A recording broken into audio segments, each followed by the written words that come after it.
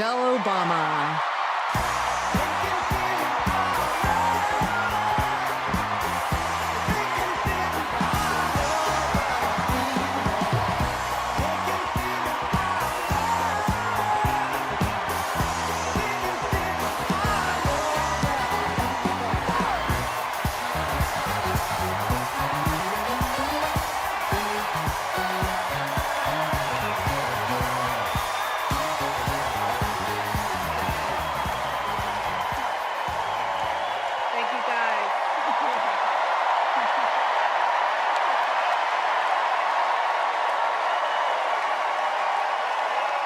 Okay, we got a big night ahead. Thank you all so much. Thank you so much.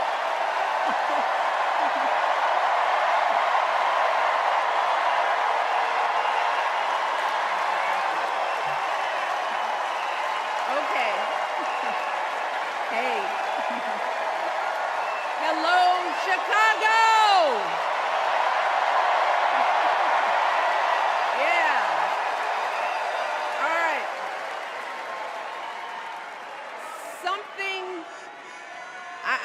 Something wonderfully magical is in the air, isn't it? Yeah. You know, we're feeling it here in this arena, but it's spreading all across this country we love. A familiar feeling that's been buried too deep for far too long. You know what I'm talking about. It's the contagious power of hope. The anticipation, the energy, the exhilaration of once again being on the cusp of a brighter day. The chance to vanquish the demons of fear, division, and hate that have consumed us and continue pursuing the unfinished promise of this great nation, the dream that our parents and grandparents fought and died and sacrificed for. America, hope is making a comeback. Yeah.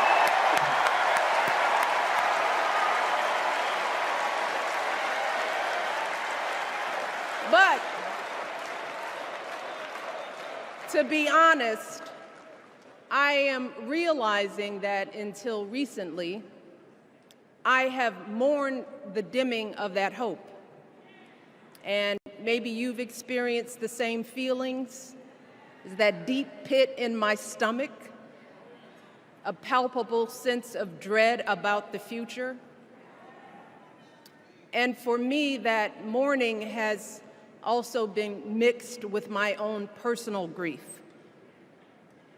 The last time I was here in my hometown was to memorialize my mother, the woman who showed me the meaning of hard work and humility and decency, the woman who set my moral compass high and showed me the power of my own voice.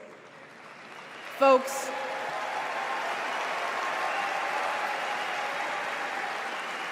I still feel her loss so profoundly. I wasn't even sure if I'd be steady enough to stand before you tonight, but my heart compelled me to be here because of the sense of duty that I feel to honor her memory and to remind us all not to squander the sacrifices our elders made to give us a better future. You see, my mom, in her steady, quiet way, lived out that striving sense of hope every single day of her life. She believed that all children, all people have value, that anyone can succeed if given the opportunity. She and my father didn't aspire to be wealthy. In fact, they were suspicious of folks who took more than they needed. They understood that it wasn't enough for their kids to thrive if everyone else around us was drowning. So my mother volunteered at the local school. She always looked out for the other kids on the block. She was glad to do the thankless, unglamorous work that for generations has strengthened the fabric of this nation. The belief that if you do unto others, if you love thy neighbor, if you work and scrape and sacrifice, it will pay off. If not for you, then maybe for your children or your grandchildren. You see, those values have been passed on through family farms and factory towns, through tree-lined streets and crowded tenements, through prayer groups and National Guard units and social studies classrooms. Those were the values my mother poured into me until her very last breath. Kamala Harris and I built our lives on those same foundational values. Even though our mothers grew up an ocean apart, they shared the same belief in the promise of this country. That's why her mother moved here from India at 19. It's why she taught Kamala about justice, about the obligation to lift others up, about our responsibility to give more than we take. She'd often tell her daughter, "Don't sit around and complain about things, do something." So, with that voice in her head, Kamala went out and she worked hard in school, graduating from an HBCU, earning her law degree at a state school. And then she went on to work for the people, fighting to hold lawbreakers accountable, strengthening the rule of law, fighting to get folks better wages, cheaper prescription drugs, a good education, decent health care, child care, elder care. From a middle-class household, Kamala worked her way up to become Vice President of the United States of America. My girl, Kamala Harris, is more than ready for this moment. She is one of the most qualified people ever to seek the office of the presidency. And she is one of the most dignified. A tribute to her mother, to my mother, and to your mother too. The embodiment of the stories we tell ourselves about this country. Her story is your story. It's my story. It's the story of the vast majority of Americans trying to build a better life. Look, Kamala knows, like we do, that regardless of where you come from, what you look like, who you love, how you worship, or what's in your bank account, we all deserve the opportunity to build a decent life. All of our contributions deserve to be accepted and valued. Because no one has a monopoly on what it means to be an American. No one.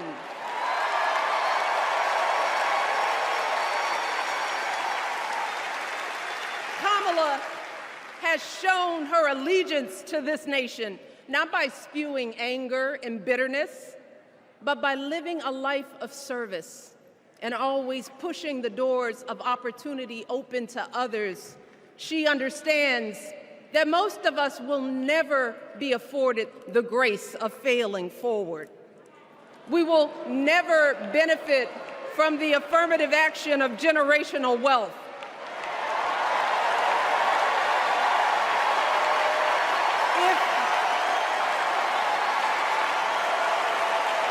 If we bankrupt a business or choke in a crisis, we don't get a second, third, or fourth chance. If things don't go our way, we don't have the luxury of whining or cheating others to get further ahead. No. We don't get to change the rules so we always win. If we see a mountain in front of us, We don't expect there to be an escalator waiting to take us to the top. No. We put our heads down. We get to work. In America, we do something. And throughout her entire life, that's what we've seen from Kamala Harris. The steel of her spine, the steadiness of her upbringing, the honesty of her example, and yes, the joy of her laughter and her light. It couldn't be more obvious. Of the two major candidates in this race, only Kamala Harris truly understands the unseen labor and unwavering commitment that has always made America great.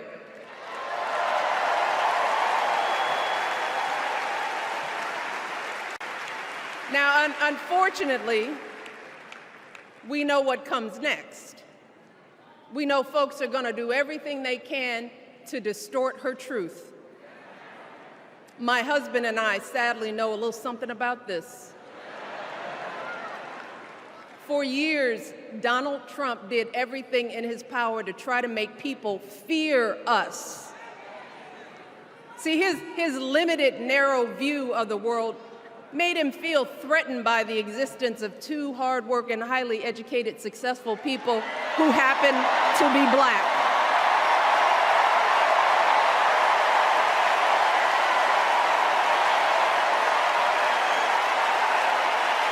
Wait.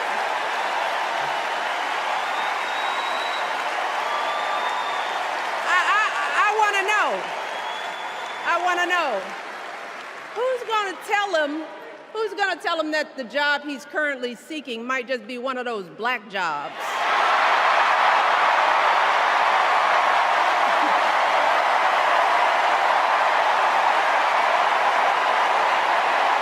Look, it's his same old con. His same old con. Doubling down on ugly, misogynistic, racist lies as a substitute for real ideas and solutions that will actually make people's lives better. Look, because cutting our health care, taking away our freedom to control our bodies, the freedom to become a mother through IVF like I did, those things are not going to improve the health outcomes of our wives, mothers, and daughters. Shutting down the Department of Education, banning our books, none of that will prepare our kids for the future. Demonizing our children for being who they are and loving who they love, look, that doesn't make anybody's life better.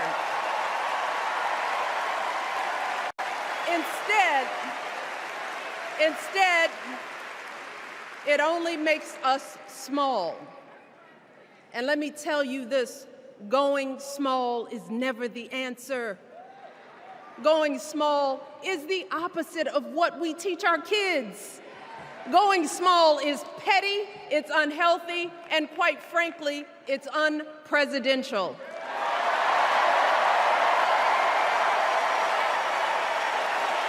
So, why would any of us accept this from anyone seeking our highest office? Why would we normalize that type of backward leadership? Doing so only demeans and cheapens our politics. It only serves to further discourage good, big-hearted people from wanting to get involved at all. America, our parents taught us better than that, and we deserve so much better than that. That's why we must do everything in our power to elect two of those good, big-hearted people. There is no other choice than Kamala Harris and Tim Walz. No other choice.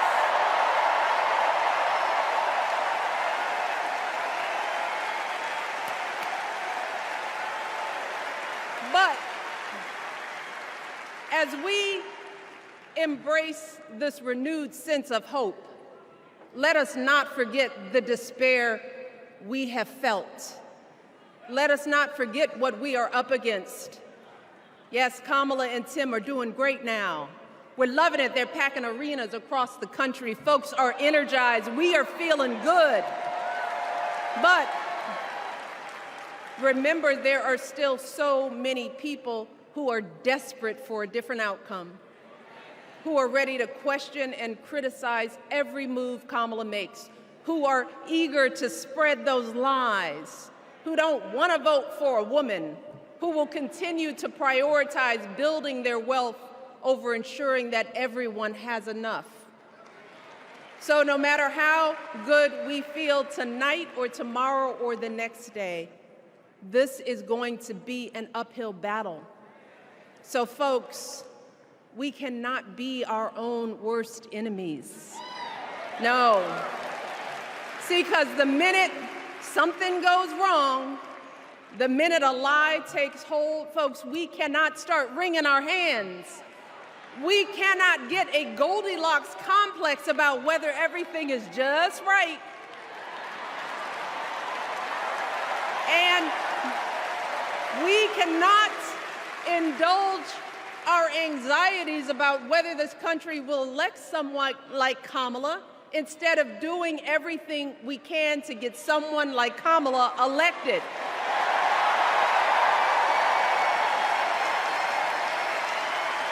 Kamala and Tim, they have lived amazing lives. And I am confident that they will lead with compassion, inclusion, and grace. But they are still only human. They are not perfect. And like all of us, they will make mistakes. But luckily, y'all, this is not just on them. No, this is up to us, all of us, to be the solution that we seek. It's up to all of us to be the antidote to the darkness and division. Look, I don't care how you identify politically, whether you're Democrat, Republican, Independent, or none of the above. This is our time to stand up for what we know in our hearts is right.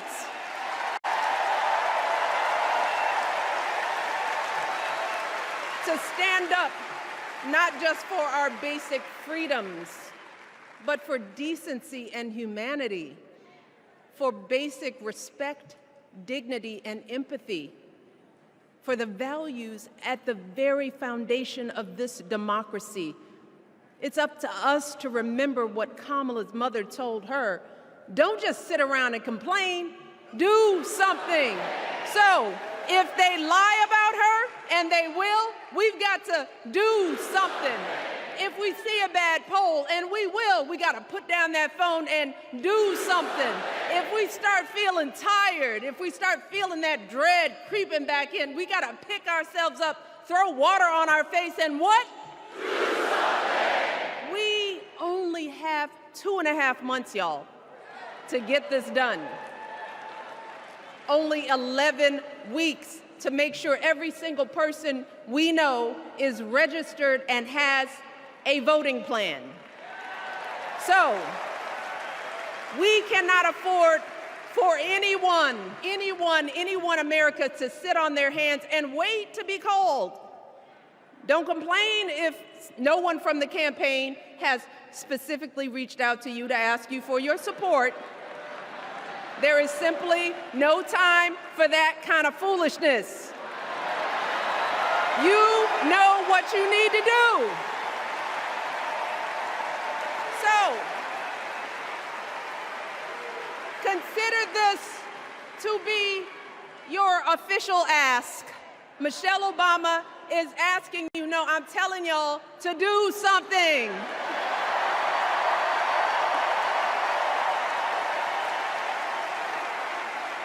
Because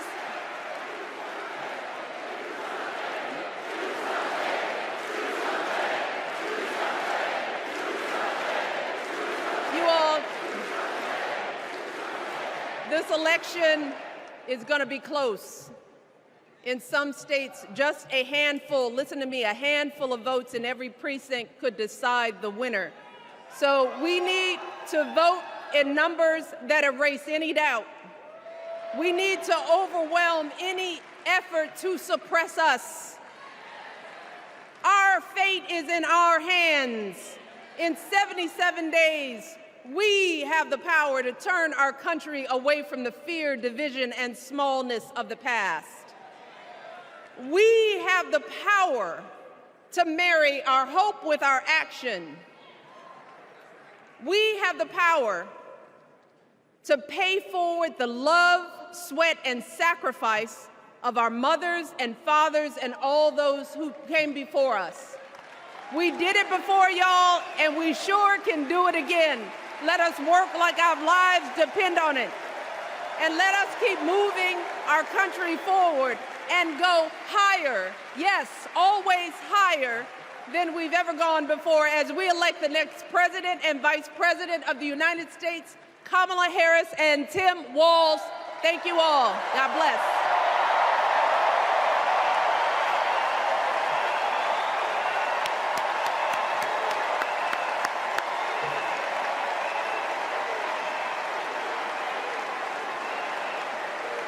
Now, before I go, I have one more job tonight.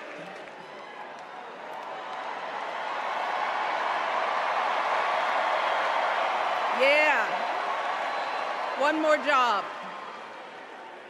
You all, thank you for all the love, but it is now my honor to introduce somebody who knows a whole lot about hope. Someone who has spent his life strengthening our democracy, and let me tell you, as someone who lives with him, he wakes up every day, and thinks about what's best for this country. Please welcome America's 44th President and the love of my life, Barack Obama.